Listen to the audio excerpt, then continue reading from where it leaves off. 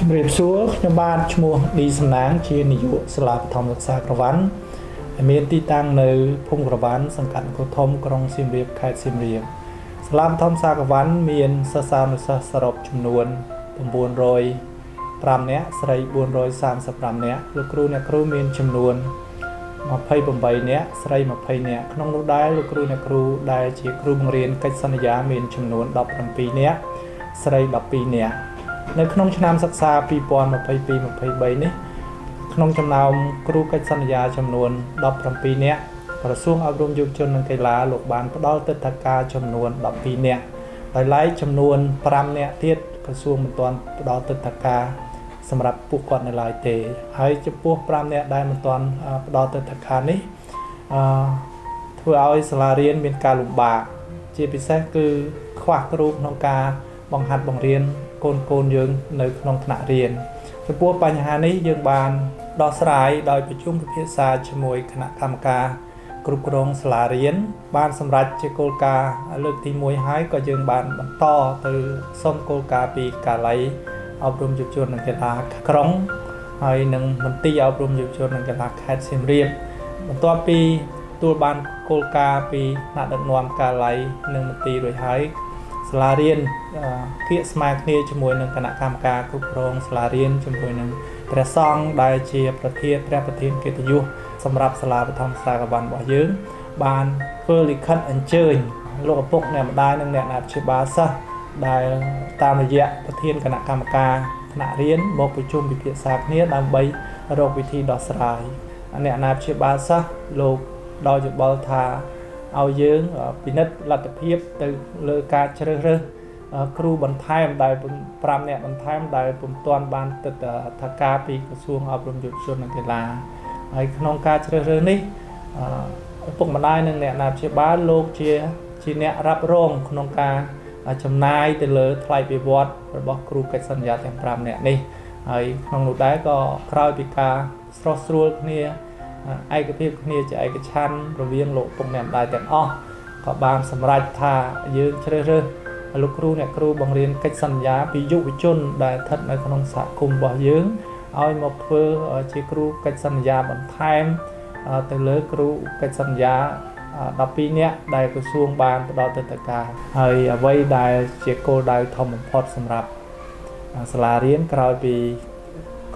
លោកគ្រូអ្នកគ្រូយើងទទួលបានទិដ្ឋាការទាំងស្រុងពីក្រសួងអប់រំហើយយើងនឹងពិភាក្សាបន្ថែមទៀតជាមួយនឹងលោកឪពុកអ្នកម្ដាយទៅលើផែនការបន្តរបស់សាលារៀនជាពិសេសគឺយើងផ្ដោតទៅលើការសិក្សាភាសាអង់គ្លេសនិងថ្នាក់កុំព្យូទ័រពេញម៉ោងនៅក្នុងសាលារៀនហើយកិច្ចការនេះគឺយើងធ្វើដើម្បីជំរុញការអនុវត្ត Digital នៅកម្រិតបឋមសិក្សាឲ្យមានដំណើរការចាប់ពីឆ្នាំសិក្សា2023-24ខាងមុខនេះតទៅ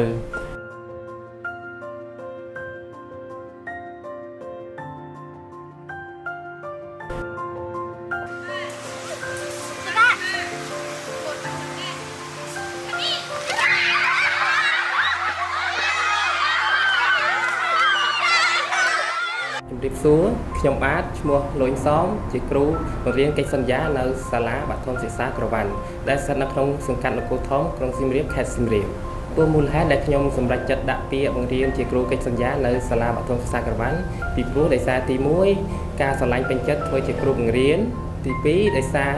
ការចង់ជួយឲ្យសហគមន៍របស់យើងមានភាពរីកចម្រើនទៅមុខដោយសារតែខ្ញុំបានរស់នៅក្នុងសហគមន៍ទាំងម្ដងទី3ដោយសារការស្រឡាញ់ពេញចិត្តចំពោះកូននៅពេលដែលយើងបានបង្រៀនទៅពួកគាត់ធ្វើឲ្យយើងឃើញស្នាមញញឹមរបស់ពួកគាត់ធ្វើឲ្យយើងមានកម្លាំងចិត្តចង់បង្រៀនបន្តហើយក្នុងនាមខ្ញុំជាគ្រូកិច្ចសន្យាខ្ញុំមានចំណាប់អារម្មណ៍យ៉ាងសប្បាយចិត្តយ៉ាងខ្លាំងដែលបានធ្វើជាគ្រូបង្រៀនទោះបីជាកិច្ចសន្យាទទួលបានប្រាក់បៀវត្សឲ្យមិនសូវជាច្រើនប៉ុន្តែសមរម្យដែលអាចទទួលយកបានដោយសារតែទី1យើងបានឃើញពីស្នាមញញឹមរបស់ពួកគាត់ដែលយើងបានបង្រៀនដោយក្តីស្រឡាញ់ហើយការផ្ដល់ចំណេះដឹងទៅឲ្យពួកគាត់ដោយភាពស្រឡាញ់និងផ្ដល់ឲ្យគាត់នៅចំណេះដឹងដែលល្អដែលយើងមាននិងការផ្ទេរឲ្យគាត់នៅអ្វីដែលល្អទៅឲ្យគាត់បាទចំពោះនៅថ្ងៃគាត់ខ្ញុំនឹងដាក់ពាក្យប្រឡងធ្វើជាគ្រូក្របខ័ណ្ឌដើម្បីអាចចូលធ្វើជាគ្រូបង្រៀនក្របខ័ណ្ឌពេញសិទ្ធិ ដើម្បីអាចបង្រៀននៅសាលាខ្ញុំនិងក្នុងសហគមន៍របស់ខ្ញុំឲ្យមានការកាន់តែរីកចម្រើនតទៅមុខទៀត សូមគោរពដល់អស់លោកស្រីខ្ញុំបាទឈ្មោះជាសរិនជាគណៈគ្រប់គ្រងសាលានៃសាលាបឋមសិក្សាក្រវ៉ាន់ដែលស្ថិតនៅក្នុងសង្កាត់នគរធំក្រុងសៀមរាបខេត្តសៀមរាបព្រោះសាលាក្រវ៉ាន់របស់យើងនេះគឺសពប្រជាជនមិនមែនមានតែនៅក្នុងខេត្តទេគឺមានសពប្រជាជនច្រើនមកពីខាងក្រៅមានមកពីភ្នំពេញឬក៏នៅខាងក្រៅប្រទេសក៏មានដែរជាពិសេសនៅតាមបណ្ដាវត្តអារាមផ្សេងៗដែលលោកបានចូលរួមនៅក្នុងការអភិវឌ្ឍលើវិស័យអប់រំនៅក្នុងសាលាក្រវ៉ាន់នេះបាទហើយសិស្សមានចំនួនច្រើនអញ្ចឹងទេមកដល់ពេលនេះគឺយើងមានបញ្ហាប្រឈមមួយគឺជាបញ្ហាប្រឈមដែលខ្វះគ្រូបង្រៀនព្រោះរដ្ឋបានជូនមកគឺថាมันគ្រប់គ្រាន់អញ្ចឹងទេការមិនគ្រប់គ្រាន់នេះធ្វើឲ្យមានការប៉ះពាល់ដល់សមមាត្ររបស់សិស្សឧទាហរណ៍ថាយើងមាន22ឋានៈតែយើងមានសិស្សហ្នឹងវាគ្រប់ចំនួនហើយ22ហ្នឹងក៏ប៉ុន្តែមានសិស្សច្រើនដែលមិនមានគ្រូបង្រៀនគ្រប់ចំនួនឋានៈអញ្ចឹងទេធ្វើឲ្យកង្វះខាតគ្រូដែលជាបញ្ហាប្រឈមមួយនៅក្នុងសាលានេះហើយយើងការខ្វះគ្រូនេះគឺយើងបានចូលរួមអញ្ជើញសមាជិការបស់គណៈកម្មការគ្រប់គ្រងសាលានេះមកប្រជុំគ្នាដើម្បីស្វែងរកនៅធាតុចូលដូចជាមតិយោបល់ផ្សេងៗដើម្បីជាដំណោះស្រាយនិងជាផលប្រយោជន៍ដើម្បីបម្រើឲ្យសិស្សទាំងអស់ត្រូវបានទទួលនូវការអប់រំស្មើៗគ្នា